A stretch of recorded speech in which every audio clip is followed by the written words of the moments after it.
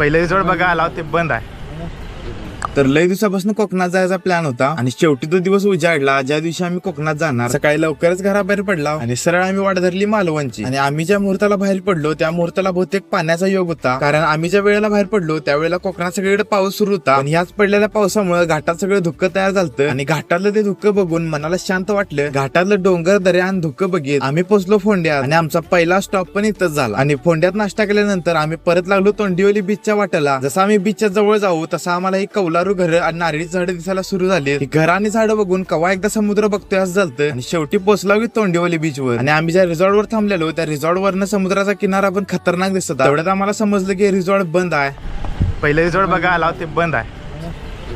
त्यानंतर आमची शोध मोहीम सुरू झाली. दुसरे रिसॉर्ट हुडकाला. जवळपासचे 4 ते 5 रिसॉर्ट फिरल्यानंतर आम्हाला समजलं की 2 दिवस पडलेल्या पावसामुळे तोंडिवली बीच आणि त्या बीच वरचे सगळे रिसॉर्ट बंद करण्यात आले. सगळे हॉटेल आणि मेन म्हणजे बीच बंद असल्यामुळे सगळा मूड ऑफ झाला.